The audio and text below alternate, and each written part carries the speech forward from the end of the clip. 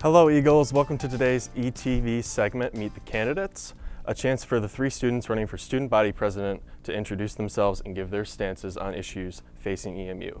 My name is Andrew Lenzo, I'm the managing editor of the Eastern Echo, and I will be moderating today's Q&A. I'd like to start by allowing each of our candidates to introduce themselves and give a brief reason on why they would like to be the next student body president. So we'll start with Ethan. Thank you so much, Andrew. It's an absolute pleasure to be here today. My name is Ethan Smith. This is my 3rd year here at EMU. I currently have the pleasure of serving as the current student body vice president.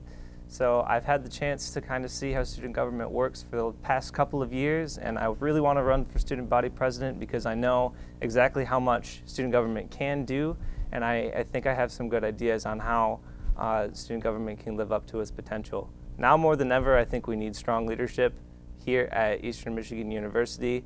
I don't want to overtalk my time, but if I were to pick one thing that I want to make sure happens here at EMU, is I want to make sure that EMU is no longer a university of false promises.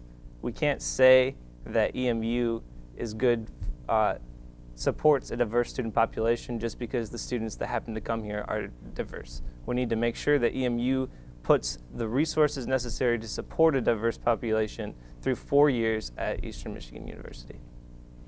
All right, thank you, Ethan. Thanks, Andrew. So my name is Kirk Suchowesky. I am a senator on student government. I've served on political action committee and also currently am on student services committee. I want to be the next student body president because I believe that my platform will offer just the best thing for every student at EMU. I'm running on a Use Full Passion platform, and it's very practical. It's based on student feedback, research, and just really localized information around here and my own experiences at Eastern. So that USE, U-S-E, it stands for Unity, Service, and Education. And so I have many points on this platform, but I want to unify the student body through using social media and technology, things of that nature, and also personal interactions. And then I also want to work on increasing retention rates and enrollment rates of students to help just provide funding for the university so everybody can have a better experience here. And then finally, improve education, specifically among the language programs. Perfect, thank you, Kirk.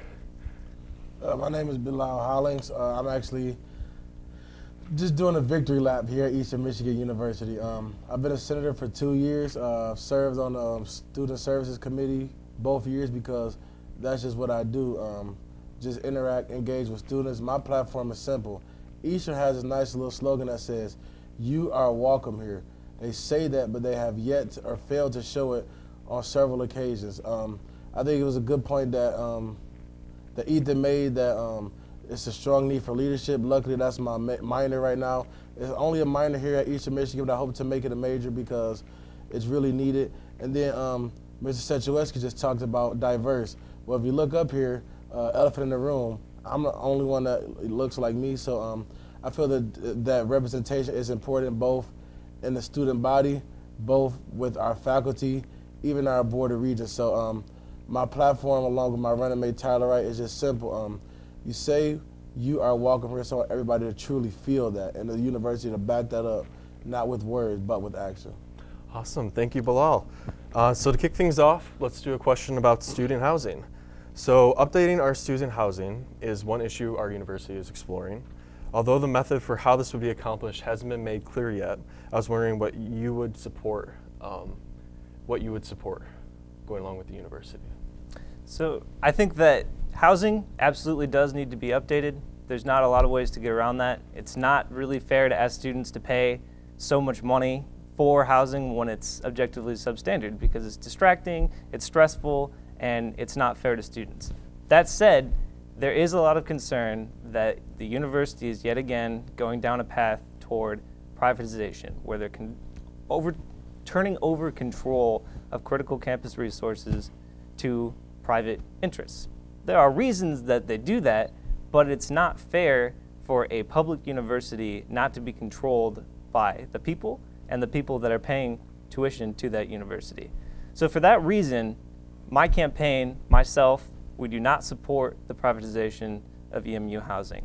That's been an issue that is dear to my heart for quite some time. You see the outcome of privatizing parking. That was something that I was very concerned about during the process. There were lots of protests. I was at every single one. Because when we rush into these deals without taking the time to make sure that students are protected and that there aren't going to be negative effects for students when a private company comes in and is trying to make money, I want to make sure that we slow down, we make sure that we get the solution to housing right, we don't turn over control of it to a private entity. And to do that, I want to make sure that we hold administration to the 4 core demands that I outlined in my opinion article to the Eastern Echo. That is to make sure that prices do not rise no matter what happens. Housing and residence life always stays under the full control of EMU.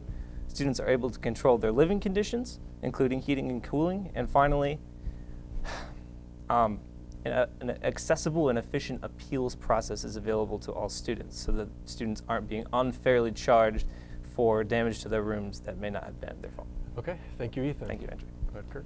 So obviously, privatization of housing is a very big issue on campus here.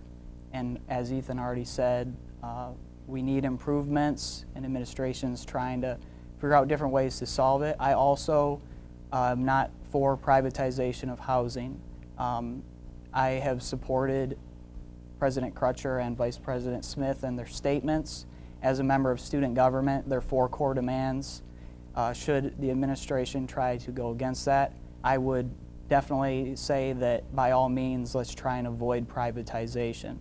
I also think that if we do end up going down this road, we should also put in a plan, an action plan of how the renovations will be done among the dorms.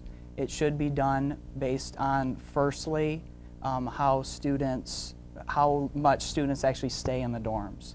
So if they're staying in the dorms on the weekends and holidays and over breaks, those are the dorms that the problem should be addressed first. Whether we privatize or not, those are the dorms that should be, repaired first. They all should be next evaluated on socioeconomic status and just students that they might have lower income, and then also they should be evaluated on practicality, utility. We don't need to be extravagant about it, but we do need to make sure they're functioning and they're going to serve the students well. And finally, another thing, we're not just demanding from the administration certain things, but by addressing retention rates and graduation rates and enrollment rates, that will also help the overall university to have more money and not only to be able to fund academic programs, but also fund housing repairs. So by concentrating on keeping those demands and holding administration accountable, and then also getting more money for the university, I think that's the most effective plan for addressing the issue. Okay, thank you, Kirk. Well, let's take a poll. Raise your hand if you're up here currently and you live in housing. So the problem is privatization has its benefits and also its faults. I think it would be kind of peculiar to argue things about housing if you aren't necessarily experiencing those things. I know that some people live off campus who don't experience cold showers in the morning when they have to go to an 8 a.m. class. Secondly, I've seen a privatization work. I am the former student body president of Jackson College, and I don't want to get into the technicalities of it, but I know that it was a president of housing, and it allowed them to fundraise on behalf of the just housing. It was a separate entity of the school because it was private, so it allowed them some opportunities to do different things.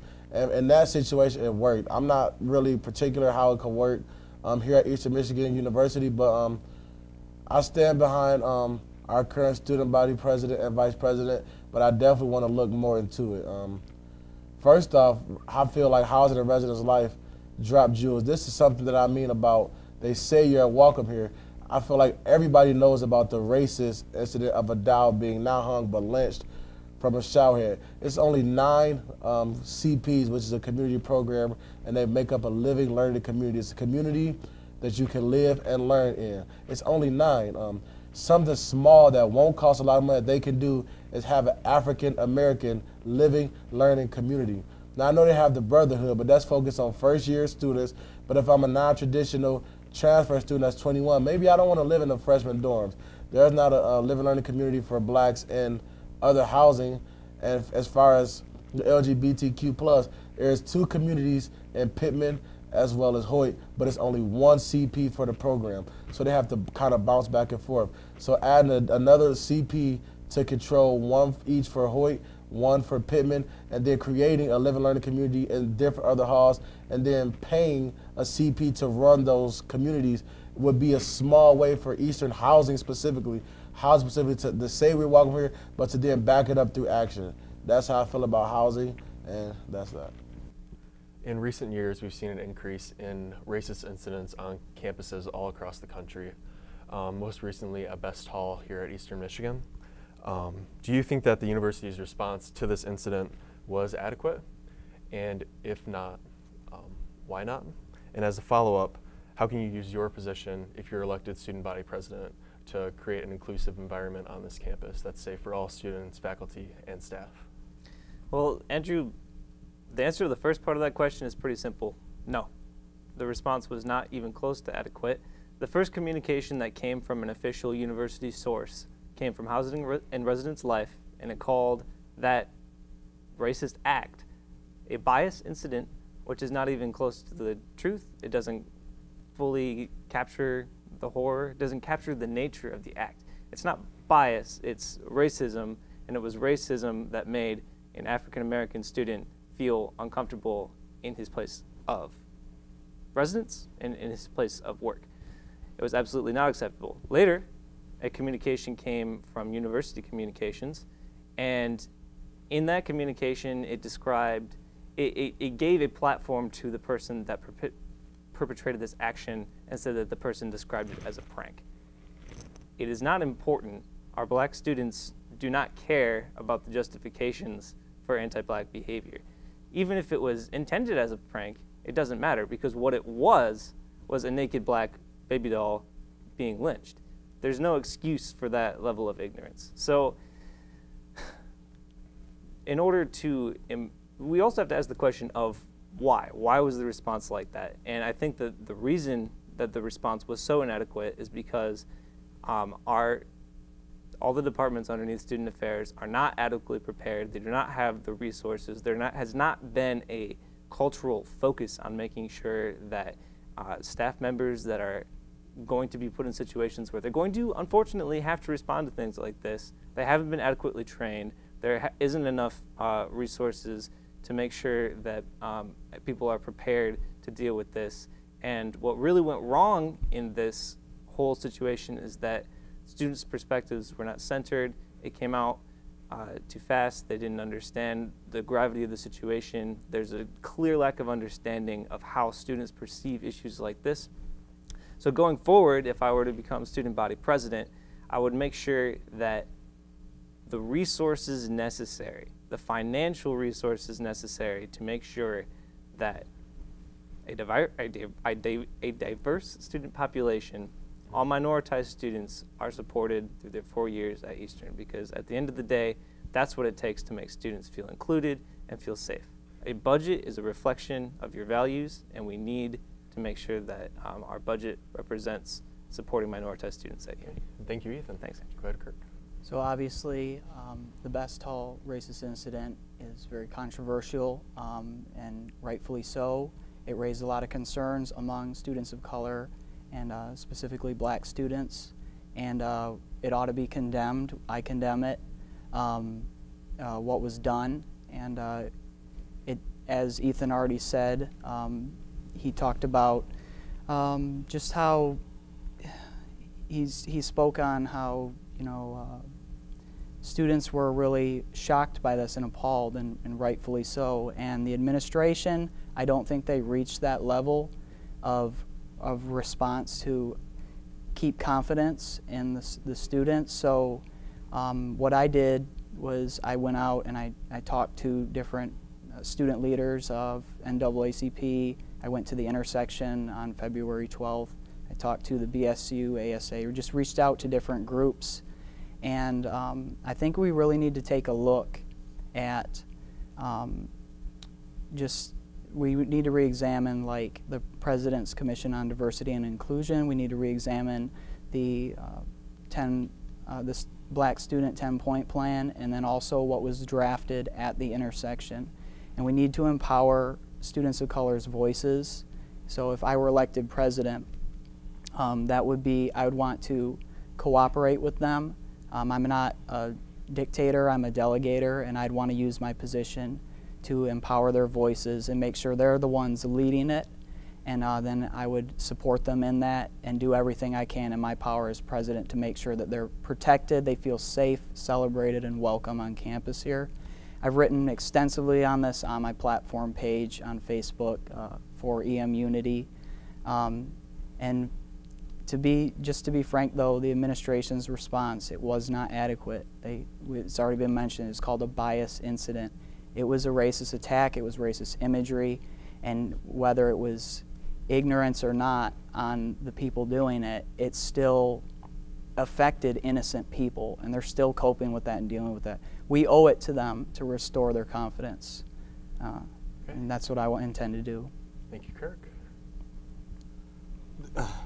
You know, I talk a lot. I'm, dumbfounded. For one, we already know they called it bias. It was race, and they said that dog was hung. But like Ethan just said, it was actually lynched. Me and my running mate Tyler Ray, we spent our spring break of time, delegated to having fun in the sun maybe. We went to the National African American Museum in Atlanta, Georgia, for one, just re-go over some of the stuff, relive that experience, sit at that counter as a black person in a white section, and just experience and live that. Secondly, I was thoroughly disappointed, not only by the president, but we had a mandatory, so like Kirk said, at the intersection, he was there, but I wasn't because that was a Tuesday, and we have a Senate meeting every other Tuesday. So we had a mandatory outing to go to a basketball game, to sit in the president's booth, and watch the game. I felt like it should have been mandatory that our student body Senate meeting be canceled, and that we, as the senators, the liaisons, we should have sat in on that meeting with those students and just offered our support. But we didn't. We were in our Senate meetings doing our civil duty as senators, so I was very disappointed in that. And then lastly, people talk about a 10-point. We don't need a 10-point plan. We need a 1-point plan. Treat us with basic respect. We don't need 10 points. Like, you say we welcome here, you say we want to be a part of here. My mama taught me something young. Actions speak louder words. She said, Mom, I love you. She said, show me. If you say you love me, but you talk back and disrespect me, you saying you love me, but you're showing me different. If our administration are saying they care about black students, how much do you care about black students? Are you willing to take a pay cut? Are you willing to say, hey, well, I make this, but instead I'm going to allocate this towards creating a center where people can go? And then lastly, when is the last time you heard the name Trayvon Martin, Sandra Bland, all these people that are known historically for being abused by higher powers? These things happen. We don't talk about. Think about how many times you said, what about the student? What about the victim of that experience? That you never ask those questions. You only talk about the perpetrator, the person who did the crime. And that's what those kind of people want. They want all the attention to be on them while it's neglected away from the person actually hurt. And this was fact-checked. That person who experienced that was asked to resign as an RA from Housing and Residence Life. I don't know if that's really a welcoming stance, but I could go on and on about this. My platform is something. I want an African American Resource Center ran by people who look like me. And that wasn't a racist incident. That wasn't a black incident. That was a human being incident. People who are white, Hispanic, everybody, talked to me about how messed up that was. And so I was disappointed that we weren't at the intersection. And then, like Kirk said, I feel like what he just said is what the administrator did. He said, after the incident happened, I went and talked to ASA and Black Students. We need to be more progressive and even stopping this. Our involvement in the community need to be so tight that people don't even have ideas like this because they know it's still going to be done. And then lastly, this has been talked about from some I would call radicals. What if all black students took a semester off and went to WCC? And we talked to them and say, well, we know we have a balance there, so just accept us on an unofficial transfer. For one semester, we're going to go all here, spend all our financial aid dollars, all our money out of pocket, and just go here for a semester. Because I've learned that when things like this happen for bigger institutions, they usually seem unaffected until you start hurting them where it really counts. So it just depends on how much we really aren't going to take here. But as my powers, I'm unlike him. I'm a delegate too, but so that's why you have the power. I feel like an executive order should have been made or something, even if it wasn't to do nothing, to make us feel good. An executive order that a training be held, an executive order that something should come from this, because you do have that power as president to make executive orders about some things. And that's all I had to say. Thank you, Bilal. Let's start with the last question here. How do you plan on connecting with students and hearing their concerns during your campaign and if you're elected in your position? Sound for me? Yes. That's a very good question. I think the key is whatever main issue that student government is working on, we need to be working with the students that also work on those issues. I had the chance to speak with Ava Koldazar, who is the president of the Food Recovery Network here at EMU. One of the main planks of our campaign is making sure that we completely end food insecurity here at EMU. So if we were going to be working on a project like that, end food waste, promote food security, then we want to be working with someone like Ava. There's no reason for us to do everything ourselves because our greatest power is our students here at EMU. So that would be number one. Anything that we're trying to do, we want to make sure that we don't step on other students' toes. We collaborate. Any kind of programming that we do, any kind of activism that we do, we identify the relevant student leaders. I really appreciated Kirk's point in making sure that we amplify the voices of student activists, student leaders. I would make sure that we hold ourselves to a schedule of roughly every 2 weeks, making sure that we go to at least one student organization meeting. Our senators are encouraged to do that, and I think that the president and vice president should make more of an effort to do that as well. A lot of times, I can speak as vice president, president and vice president spend a lot of times in meeting with administrators, but I do think that if I were to be elected, we would absolutely expand the amount of time that we spend in meetings with students. Thank you. Go ahead, Kirk. So for campaigning, I think the best thing is face-to-face interaction, and I have been doing that. I want to keep doing that. I'll be going around talking to EMU Eagles and just interacting with them on a very personal basis. Also, utilizing social media and technology. I mean, this is cutting-edge stuff, and we can always be more promoting ourselves through that, and that can really get people who maybe they're commuting, they're not on campus all the time, we can communicate with them that way. I'm running a full green campaign, so I'm really relying on using technology, not only in my campaign, but in my platform too, and then also face-to-face interaction. If I am elected as president, I will use office hours. I'll have an open door office policy and create a scheduling system in person or online, update the student government website, and make sure that students feel like they can come to student government and talk to either the president or the vice president. And then I also have outlined in my platform a presidential passion project and a presidential promotional project, and mainly focusing on the passion project, that will be getting the president and the vice involved in student organizations, RSOs, and us going on a regular basis to them and talking to student orgs, getting their ideas, also giving them feedback. I'm also going to try to collaborate. I'm reaching out right now and in contact with Vision Volunteer Center about establishing volunteer hours that orgs will be able to acquire volunteer hours by participating in that project. There's more details on the platform, but that's, I think, a pretty good summary of what I have in store should I be elected. Okay, thank you, Kirk. Thank you.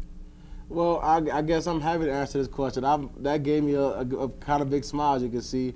I just couldn't help but notice some tendencies between my two friends, first off. But us competitors, they like to say, we're going to, or we plan, or an attempt to.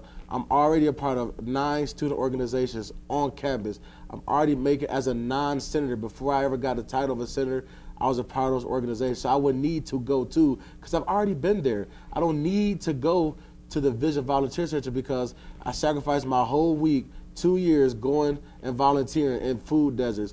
I wouldn't need to make the connection because the connection is already made. I don't have to go and say, well, hey, because I've been there. So, and maybe that's the difference. Maybe that's why I guess I don't have like platforms and all these plans and this, because I'm just doing it every day just as a person without a title. In fact, I don't even know the last time I wear my name badge.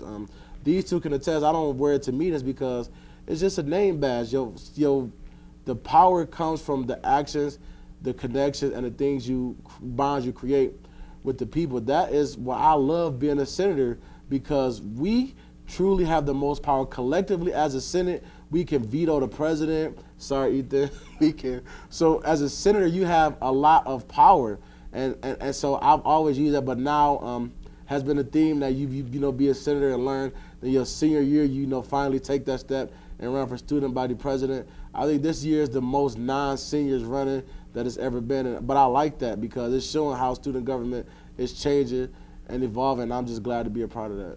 All right, thank you, Bilal. So this is going to conclude today's Q&A. I just wanted to give all of our candidates thank you, first off, for coming out and speaking today. I know me and the rest of the university really appreciate you speaking up on these topics. But I just wanted to give you a brief moment to give any last comments that you may have regarding your campaigns. So, absolutely.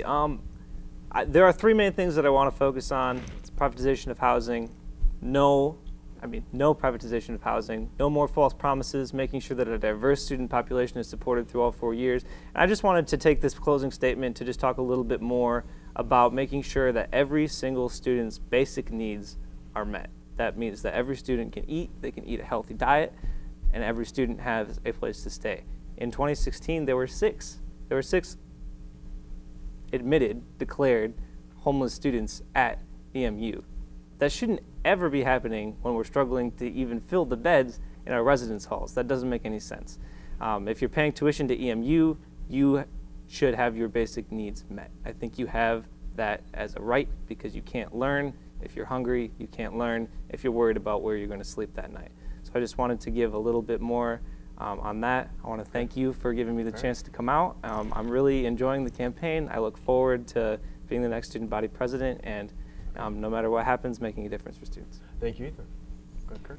Thanks all again for having me. I just want to say that for my campaign and for what I'm going to be out there promoting is just getting connected to students. I'm already connected to many students on campus around here, but just really encouraging a spirit of unity. I mean, that's the thing. One of my slogans is you can't spell community without unity. And so I want to move forward into the 21st century together with our fellow Eagles. So I think all students' voices matter, all students on campus here matter, no matter their experience or their field of study. We need to do our part to just work together, cooperate together, and get mobilized, get organized so that we can be clear with the administration and collaborate with them on making good decisions that's best for the whole university.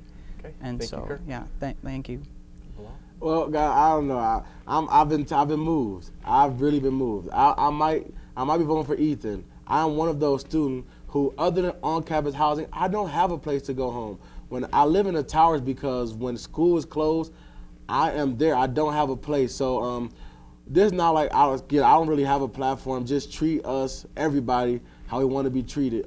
Specifically, African Americans. But I do know that the Magic program, I traveled to the school because of the slogan. It said, "You are welcome here." I said, wow, I'm 21 at the time. I'm old, I'm a transfer student. I got shot in the head. I'm homeless, but Eastern, I'm welcome. Like, wow, I'm welcome there. I need to be there. But I've come here. I'm having problems with housing. I think you're allowed one application where you have to apply to even live in housing, $150, which I think should be a fee, but not as much.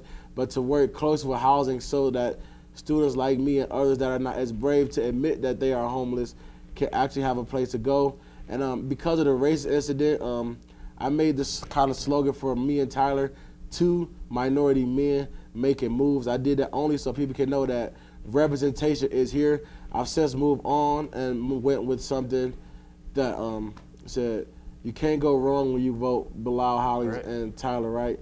And then lastly, I am listed on the ballot as Bilal Freaky B Hollings because Freaky B means future relies on education, achievement, knowledge, and youth. So thanks for having us, and I appreciate you. Thank you, Bilal. Yes, sir.